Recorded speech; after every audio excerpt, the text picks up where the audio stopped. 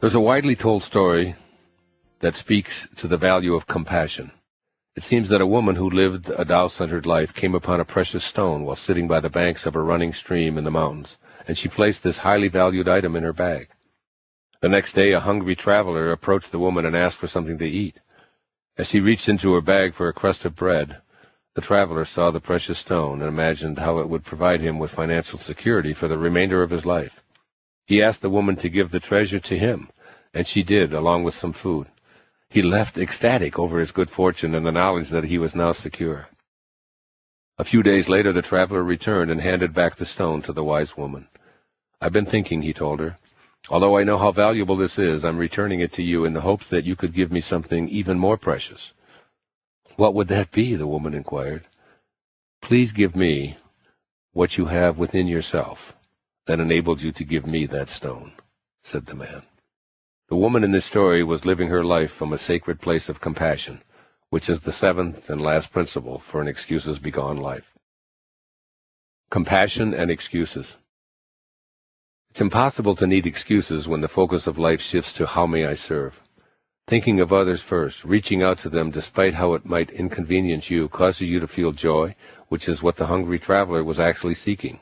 This gift of feeling good or feeling God within comes from serving and surrendering rather than asking and demanding. There's no room for blame in your life as long as you live with kindness. And excuses, regardless of their form, are all about blame. Blaming your past, blaming the economy, blaming your perceived personal flaws, blaming God, blaming your parents, blaming your children or your spouse, blaming your DNA. There's no shortage of circumstances, people, and events to blame, and there's no shortage of blame itself. When you shift to compassion, blame disappears. So no matter what you may want for yourself, discover how you can want it more for someone else and then make that shift. In that contemplative moment, compassion will eradicate finger-pointing and trump excuse-making. And you'll begin to think like God thinks, serving, offering, giving, and loving freely. The wise woman in the mountains who gave the precious stone to a stranger had no need to think about poverty or unhappiness, to hold a cynical view toward the greedy masses, or to explain the way she lived her life. Why? Because her ego was out of the picture, and love and service reigned supreme. I've certainly found that when I remember to nurture kindness and courtesy, everything in my life seems to move towards more harmony and peace, to say nothing of how much better I feel when I'm giving rather than wanting. I heard the Dalai Lama speak on compassion some years back, and the essence of his message contained these 2 points. 1, that compassion is the single most important quality that humanity needs to learn. This is the way to find happiness and health and to feel successful.